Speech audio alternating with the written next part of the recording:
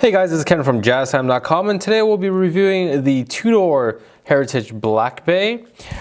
It has the reference number of 79230N.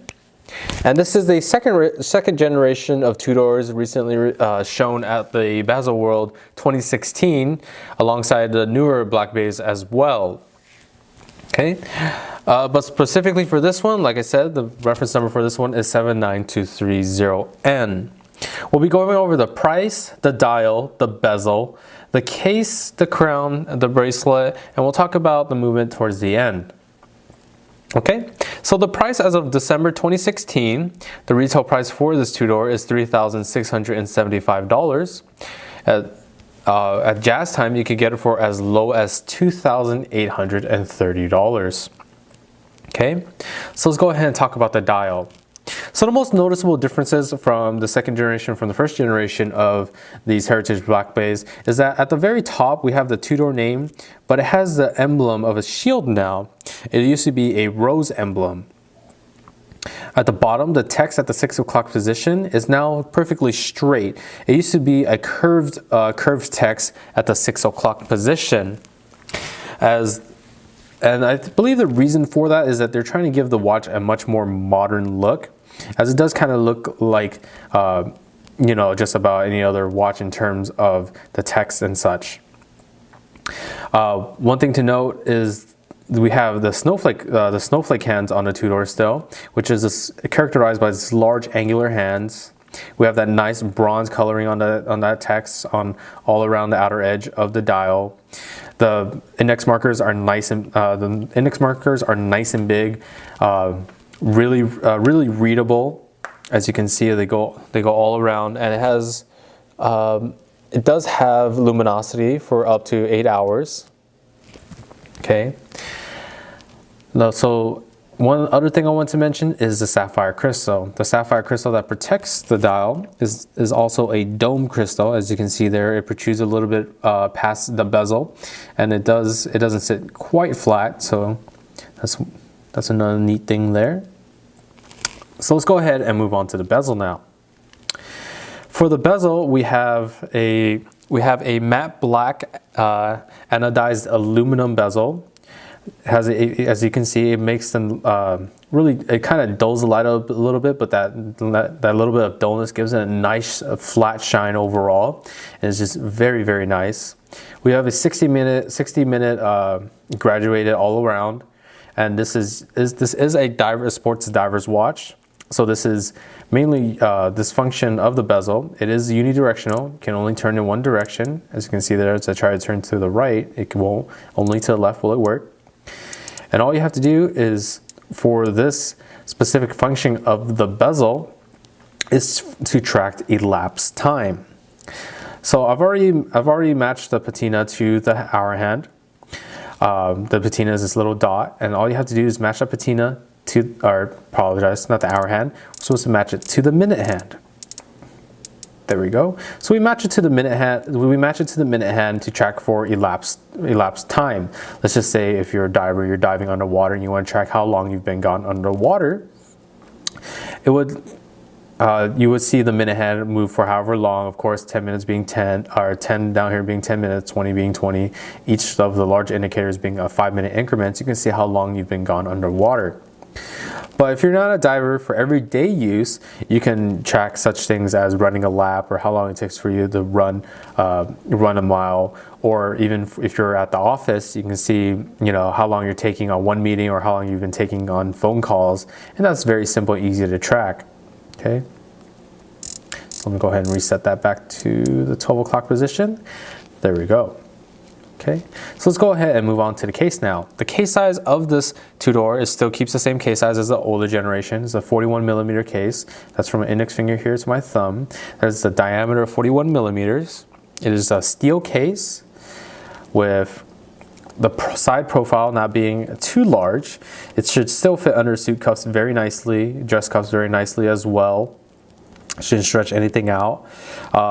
Additionally, we have this nice high polish that goes along the side, gives it a very nice shine. Same could be said about the other side of the Tudor. Very nice high polish shine. And since we're already here, let's go ahead and review the crown. One thing I like to mention is that they did keep the rose engraving, as you can see there on the crown itself, characterized by the large crown. I believe they reference it as just simply the big crown.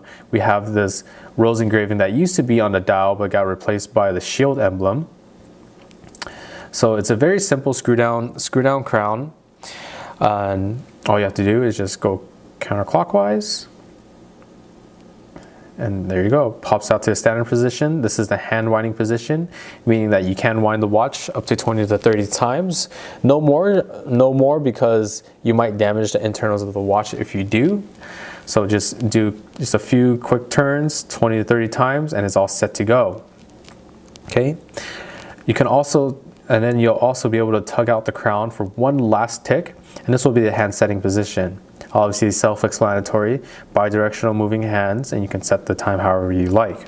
Okay. Always make sure the crown is nice and tight against the case. Push it down, screw it back in, and that keeps this diver's watch water resistance for up to 200 meters or 660 feet. Okay. And one really notable feature about this new generation of Tudor is that they went back and tried to recreate the vintage look of the riveted bracelet. As you can see on the links themselves, we have these little pin-like indentations on each side of the watch. Okay, these indentations are usually on the links that are on the fixed links rather, so the ones that are not normally removed. As you can see, we start to have the little screws on the ones that can be removed. Okay, and this is trying to do a little throwback to the 1950s or 1960s vintage style oyster bracelets. And it's a little strange because they tried to go for a more modern look with the dial, but they try to go back with the vintage with the oyster bracelet. It's a little confusing there, but overall still looks very nice. Okay. Another notable thing about the bracelet is that the bracelet is now solid. So what that means is that you have these 3-piece links, and the little pin that actually holds these links together, the little insert in the center, are now solid. So there's not as much wiggle room as the previous generations. Basically, this bracelet will not stretch over time, as opposed to hollow bracelets. The hollow bracelets give a little more wiggle room on the bracelet and the wrist, but over time it will stretch. This bracelet will stay like this for the rest of its lifetime. So that's very nice, very durable change. Very nice and durable change.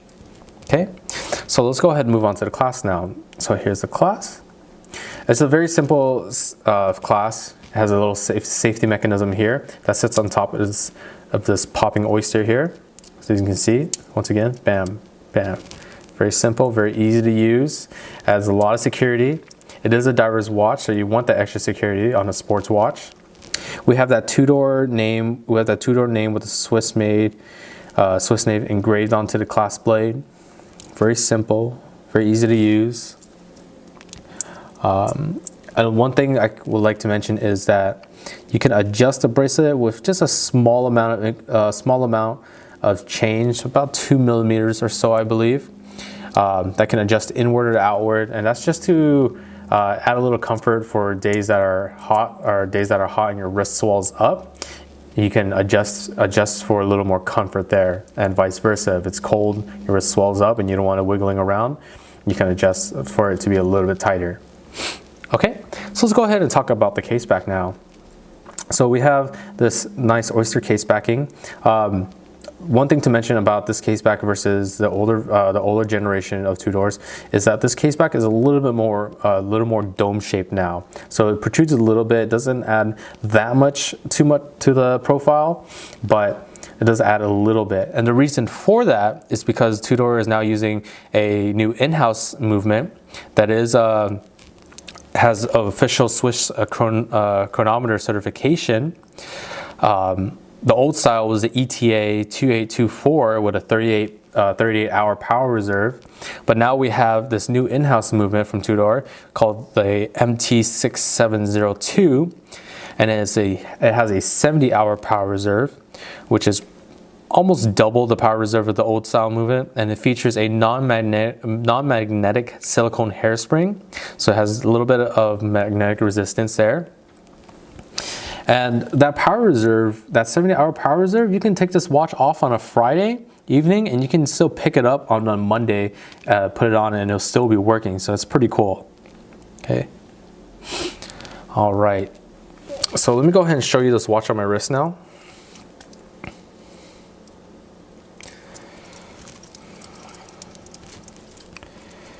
Okay, so very simply, I want to demonstrate that again. Bam, easy, nice and secure. Just look at that. That's a very gorgeous dial. I really do like that kind of that bronze coloring from the text coming out to contrast against the black. That bronze coloring really actually brings out the index markers and the hands as well, because of that just that contrast from white to black. It's so great. And let me go ahead and show you the profile on the wrist. So that's how it looks. That's how it looks on top of the wrist. As you can see, it might be able to fit under a suit cuff. Might be able to fit under a suit cuff very easily, very nicely. That, like I said, that little dome adds a little kind of gap of space on the top of the wrist, but it should be fine. But if you have any questions about this watch, please leave a comment below. If you want to buy this model or any other model for the lowest possible price, check out our website at JazTime.com. We have the lowest price guaranteed. We offer free shipping and a 1-year warranty.